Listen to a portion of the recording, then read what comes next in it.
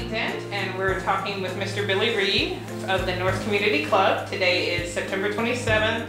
It's around 11:30 in the morning. Okay, and I've just got a few questions about Ivory Moore. What can you tell us about Ivory Moore? Well,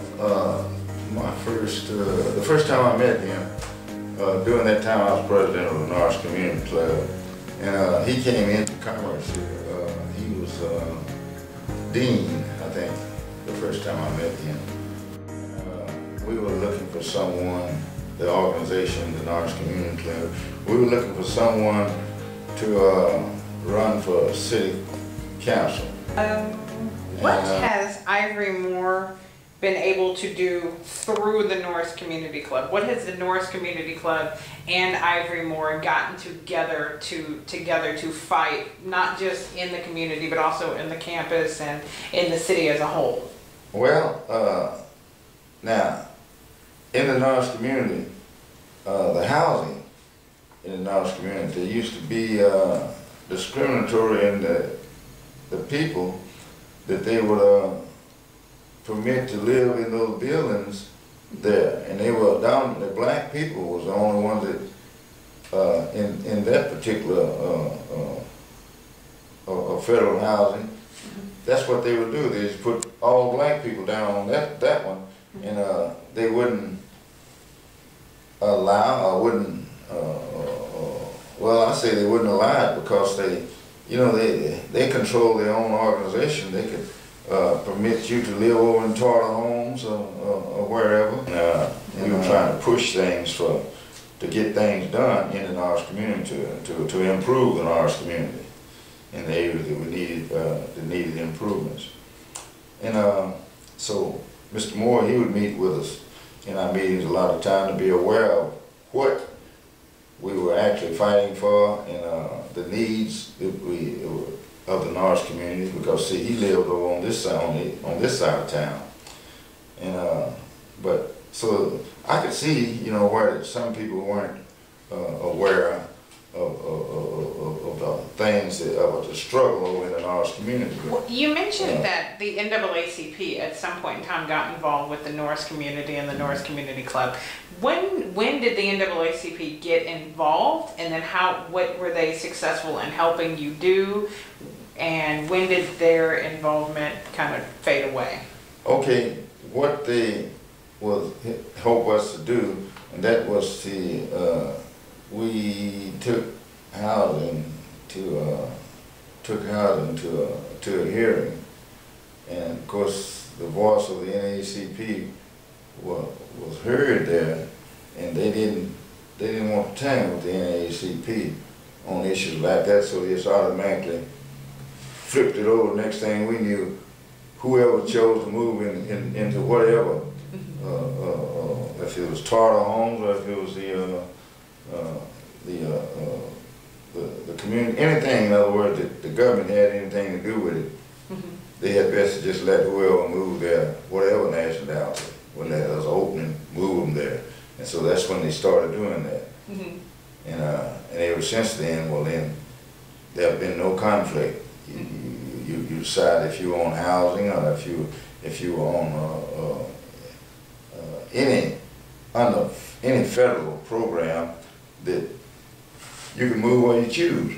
I don't care about the color of your skin. If there's an opening, you get it. But they were discriminatory off in the Tartar. In the Tartar homes down there. One thing, for the lack of membership, I blame the NAACP for that, and I was one of the NAACP presidents of this chapter, and I have wrote in and told them about that. And what's the fee? I said, you realize you upping the fee to become a member from $10 to $30? I said, you've added 20. Do you know everyone doesn't have that just to be a member of an organization? I said, unless they have you got to earn the money first. I said, jobs started fading out, and the jobs and things started fading out. I say, what do you think Ivory's personal characteristics what are those that have made him successful in working with the Norse community?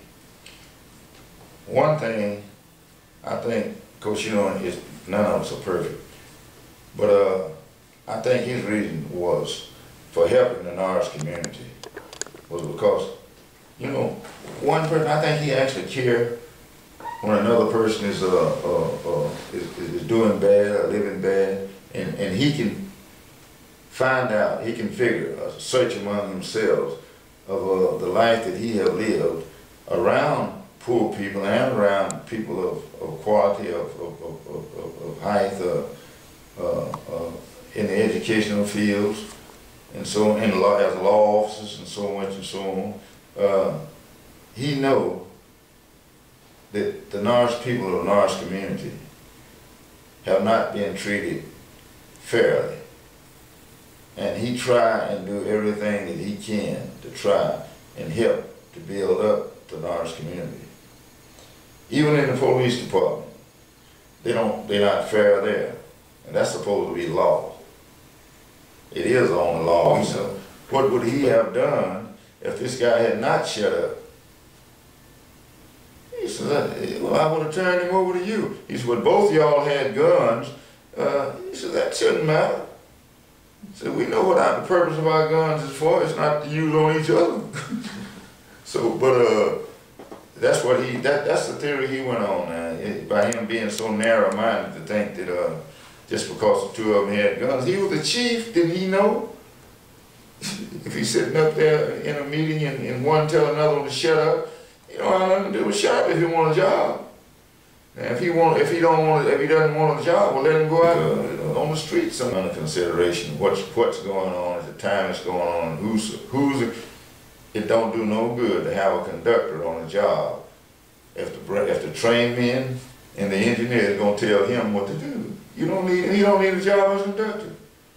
He's got to stand up for what he knows that he's, you know, for the right thing, which is in the book. Once you're a conductor, you're in charge of that train.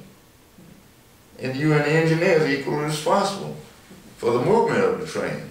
Like if I overlook something on a train order, well, if it get to the top, I'm fired because I'm the conductor. I'm supposed to see everything that everybody else missed.